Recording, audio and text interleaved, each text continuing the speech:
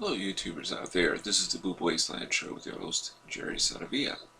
This evening, on September 22nd of 2012, I saw an episode of Dr. Phil with a special guest, Robert Blake. Now, as most of you know, Robert Blake is, of course, an actor who started acting in Hollywood at the age of 2, in everything from Our Gang shorts, also known as The Little Rascals, under his actual name, Mickey Gubitosi. He also appeared in Treasure of the Sierra Madre, had a small part. That was the film with Humphrey Bogart, 1948. Of course, a lot of you probably know him from In Cold Blood, based on the Truman Capote film. Of Mice and Men, Tell Them Willie Boy Is Here. Of course, on television, he did the brief one season of Helltown, which, if any of you have looked through my channel, know that I have a couple of scenes from that show on here. And of course, Beretta, which is really what he's probably best known for, is Beretta. He also played John List in a TV movie back in 1985 called Judgment Day, the John List Story, which, by the way, earned him a 3rd Emmy nomination. So, he was also in Money Train, not a very good movie, from 1995 with Woody Harrelson and Wesley Snipes, in addition to his last film role, Lost Highway, which was a David Lynch film from 1997, where he played a character named Mystery Man. Now, I've never discussed Dr. Phil before on the Boob Wasteland Show. I'm not really going to review the show's format, although it is much too short a show, but that's the way television is nowadays because of all the commercials. But the Robert Blake appeared, and what I got out of him, as I always have gotten out of him before, is that he's very honest, very upfront. He says he was never really educated. He was abused as a child and bullied. He also said that he actually was not wanted on this earth by his parents, who tried to abort him with a coat hanger twice before they failed, obviously. They gave birth to him. He doesn't know, his birth certificate is fake, according to him, and he doesn't even know exactly what year he was born, I would imagine. Everything is fiction about this boy when he first was on this earth. Now, Robert Blake, as I'm sure a lot of you know, back in 2001, had allegedly killed Bonnie Lee Blakely, who was a grifter, and she, confidence trickster. She had been involved with other guys and, had a history of some illicit affairs, let's say that much. And they were at Vitello's restaurant out in LA, and she was waiting in the car. He went back to the restaurant because he forgot his gun. Apparently he carries his gun, and according to the interview with Dr. Phil, he carried a gun and had a permit for it for 3 or 4 years because he had worked with kids in South Central, but he kind of left it at that. He went back to the restaurant to retrieve his gun, and then came back to the car, and she was dead, although he didn't realize right away that she was dead. That's his story. As any of you have followed the trial at the time, which he was acquitted of her murder, he didn't have any gunpowder burns or residue of any kind on his clothing, and the gun he carried didn't actually fire any bullets on that evening anyway. Anyway, he was acquitted, and then in 2005, November 18th, he was found liable in the California civil court for her wrongful death.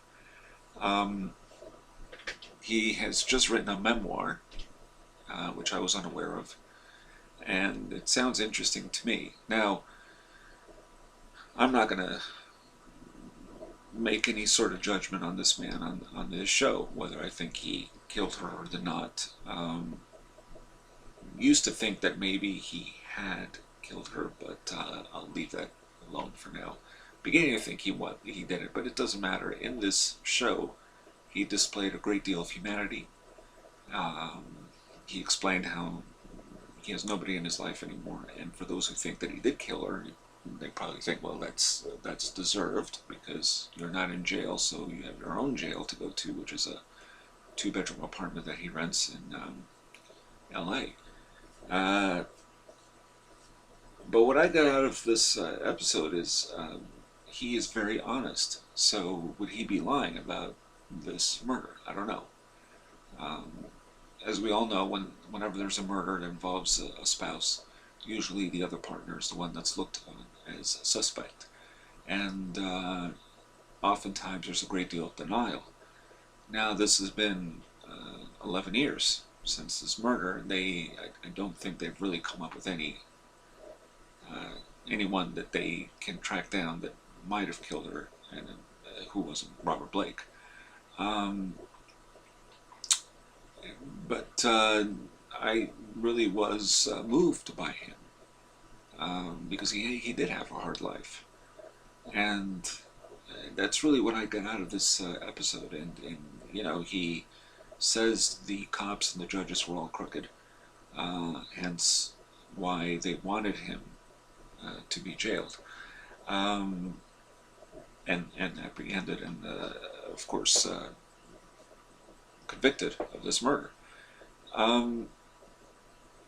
But what I really got out of him again was his honesty. He's always been honest, but this was very moving. So it's hard for me then to say, oh my, I should feel sorry for somebody who might have murdered this woman. And I'm not really in that. I'm of two minds about it at this point. But it's not that important to me. The woman is gone, and that's unfortunate, regardless of what she did for a living. And I still hope that he did not do it. I'm hoping someday they find a real person, but then again, who knows what really happened that evening. But it was a good interview, and I wouldn't mind reading the autobiography. I mean, I'd rather read his memoir than O.J. Simpson's. So that's how I feel about it. And Dr. Phil did a good job. He asked good questions. The problem with the show, I think, is that, again, it's too short. But these were good questions he asked them. They were very honest questions. Robert Blake mentions how there have been angels throughout his life, one of them being Natalie-Wood, and the other angel being a staffer, I guess someone who handles the guests that are to be on his show, on Dr. Phil's show. And this woman persisted and persisted and persisted to the point that she had Dr. Phil actually call Robert Blake and make sure that Robert Blake knew that he was dealing with somebody who was honest too, that had read his book, and Dr. Phil in fact read it 3 different times and analyzed it and so on.